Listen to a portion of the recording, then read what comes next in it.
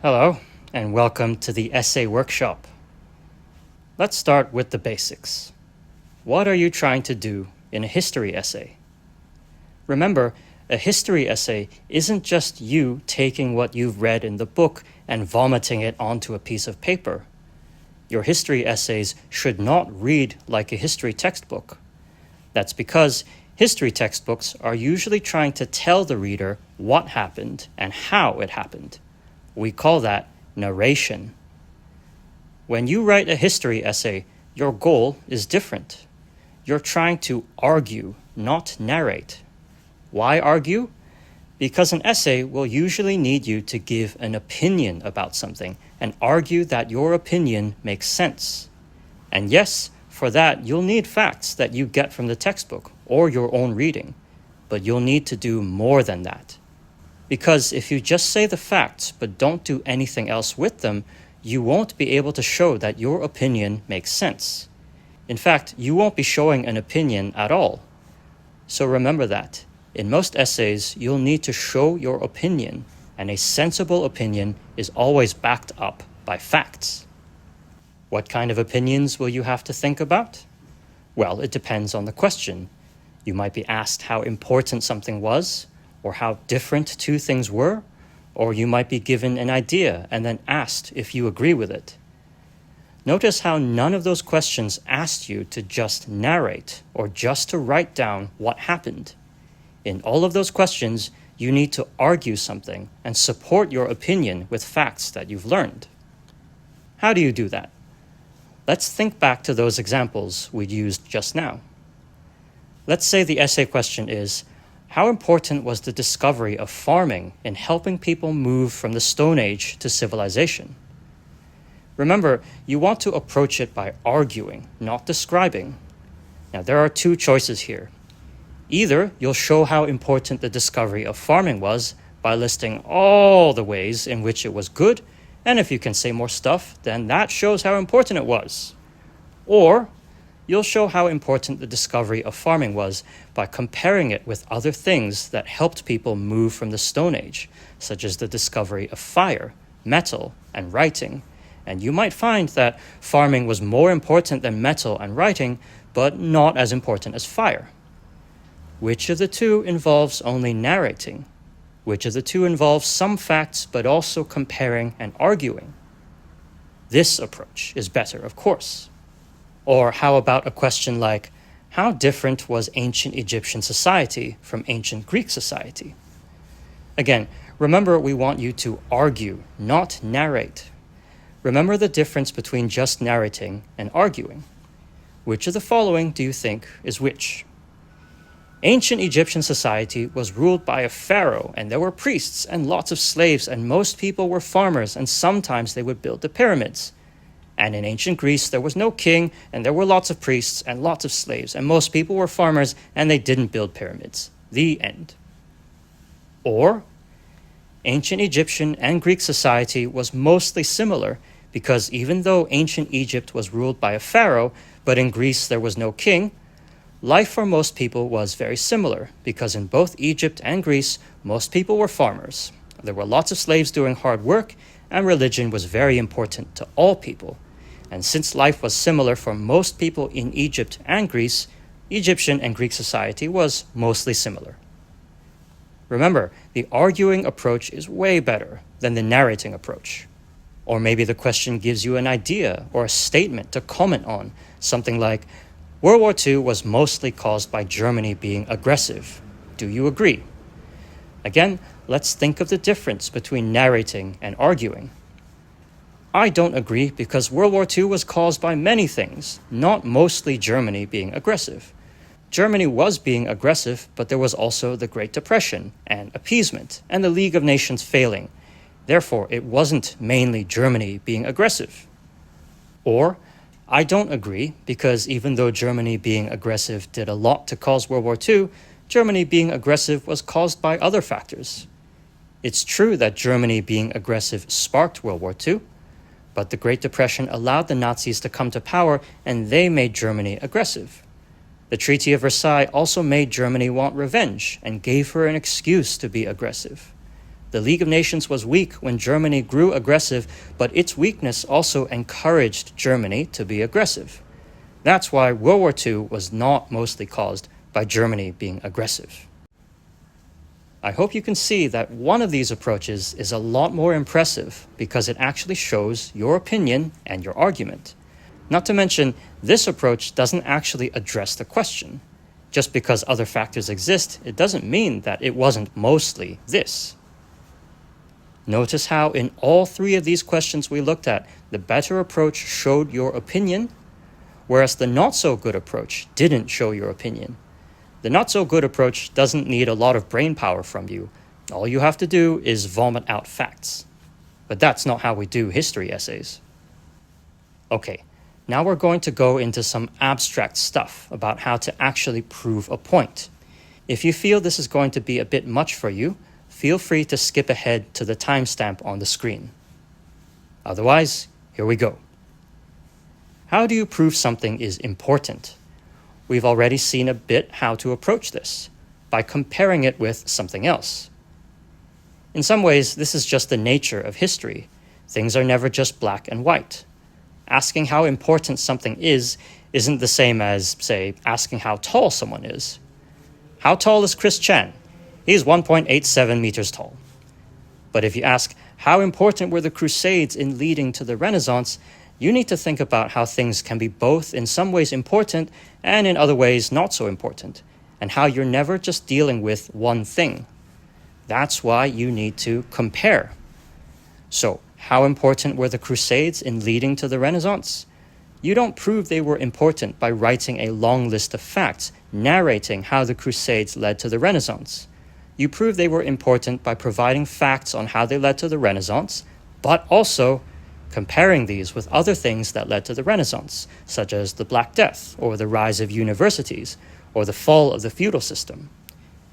If the Crusades played a role in these other factors too, maybe the Crusades were actually pretty important. That's a far better way to show importance than simply listing out all the ways that the Crusades helped lead to the Renaissance and then hoping that that list of facts is longer than the list of facts for the other causes of the Renaissance. And related to this idea of importance is the idea of implicit versus explicit arguments. Implicit arguments are those that aren't clearly expressed, but they rely on the facts to speak for themselves. Explicit arguments use facts like implicit arguments, but unlike implicit arguments, they use the facts to clearly voice an argument. In history essays, explicit arguments are always better than implicit arguments, since they're the ones that clearly show your opinion.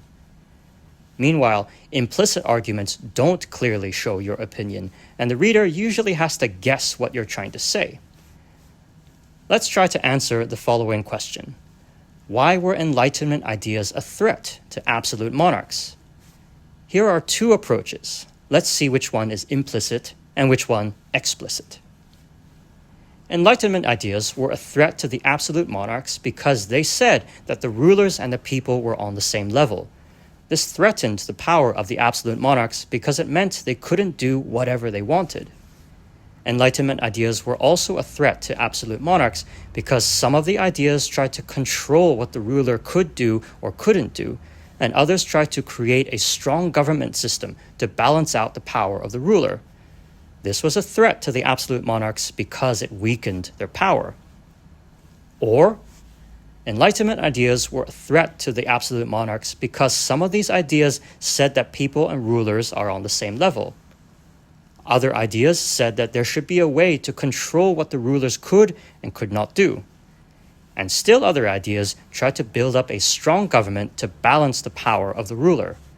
That's why Enlightenment ideas were a threat to the absolute monarchs. I hope you can see that this approach was explicit, because it clearly gives an opinion on why these ideas were a threat, both by describing the ideas and by clearly addressing the question. In this case, by explaining why and how these threatened the absolute monarchs. This approach is implicit. You can kind of detect what the writer's opinion is, but you basically have to guess. It's not clear what the writer is actually trying to argue. Why exactly were these ideas such a threat? The writer is basically leaving it to the reader to form their own opinion, rather than clearly stating the writer's opinion in the essay.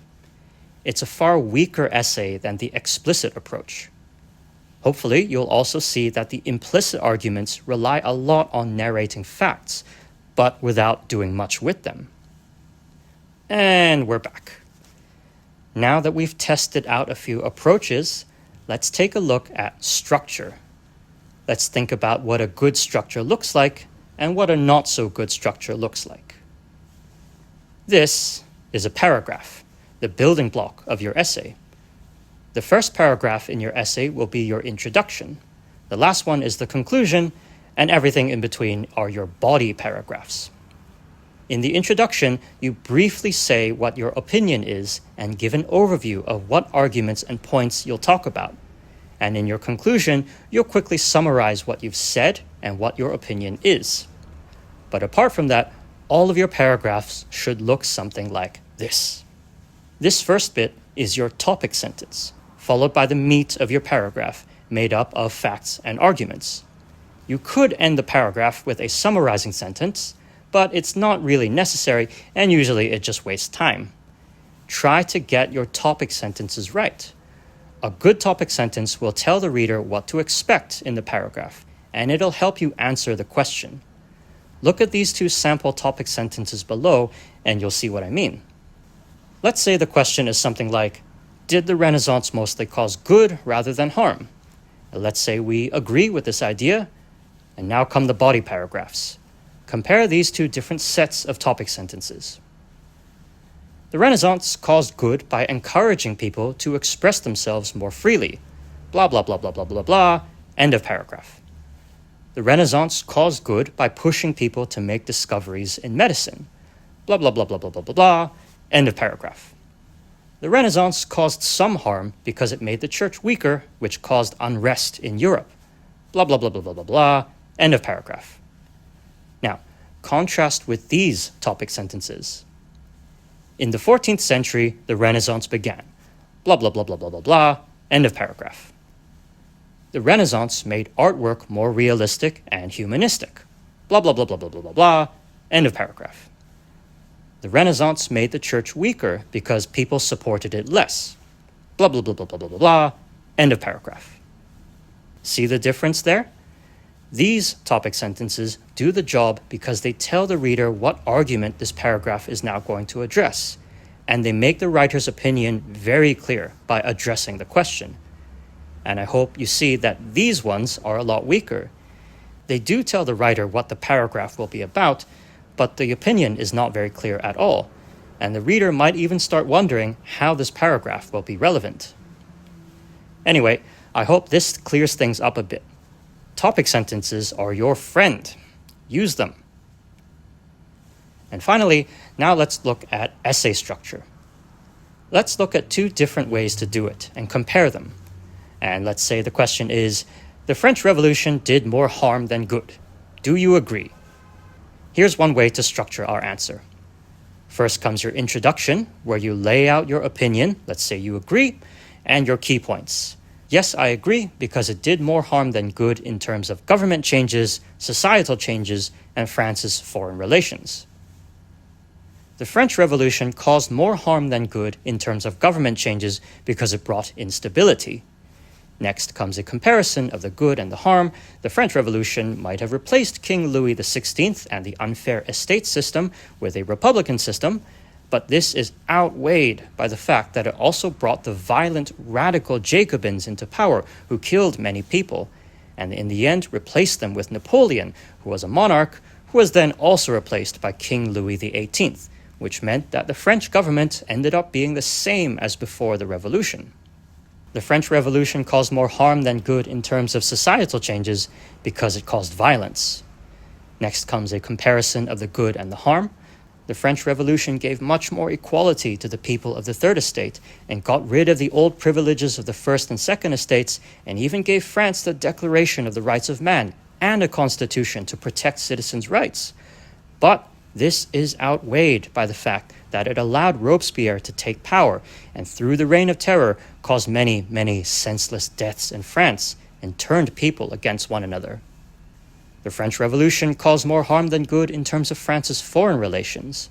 Next comes a comparison of the good and the harm. The French Revolution might have made France friendlier to countries which prized democracy and liberty, such as the USA, but it did more harm because it turned many of France's neighbors against her, and people such as Robespierre and Napoleon took advantage of this chaos and were unable to bring lasting peace to France either. The wars only ended with the defeat of Napoleon in 1815. And then comes the conclusion. Now comes our second approach. Yes, I agree, because it did more harm than good in terms of the Revolutionary Wars, the Reign of Terror, the rise of Napoleon, but also the end of the estate system and the Declaration of the Rights of Man. The French Revolution caused the Revolutionary Wars. Next comes a description of all the harm caused by the Revolutionary Wars. The French Revolution caused the Reign of Terror. Next comes a description of all the harm caused by the Reign of Terror. The French Revolution caused the rise of Napoleon. Next comes a description of all the harm caused by the rise of Napoleon. But the French Revolution also ended the estate system. Next comes a description of all the good caused by ending the estate system. The French Revolution allowed the Declaration of the Rights of Man to be written. Next comes a description of all the good caused by the Declaration of the Rights of Man. Now let's compare why the French Revolution did more harm than good, because the Revolutionary Wars, Napoleon's Wars, and the Reign of Terror caused many deaths, which means that even if many people got some equality after the ending of the estate system and through the Declaration of the Rights of Man, they did not live long to enjoy it. And then comes the conclusion. See the difference? This structure is what I call tight structure. Each paragraph is a self-contained building block that gives information and uses it to explain the writer's opinion by comparing and analyzing, which means that each paragraph can help address the question. You'll have to cram each paragraph with information and comparisons, but you end up with a good, solid essay that addresses the question and makes your opinion very clear in every single paragraph. Now, compare with the other structure, which I call loose structure. It might seem impressive since you're describing a lot of stuff and providing a lot of facts, but notice how much narration is going on. Most of the essay is basically just narration, with only a bit of comparison and explanation and analysis right at the very end. Most of the paragraphs aren't doing much to address the question, since they're mostly just a list of facts. The reader is left wondering about your opinion until nearly the end of the essay, which makes for a weak essay. The one advantage of the loose structure is that it's pretty easy to write, since you're mostly just narrating. But if you can, try to go for the tight structure. And there you have it. I hope this has helped you understand a bit better how to approach history essays and what to look out for. Thanks for watching, and see you next time.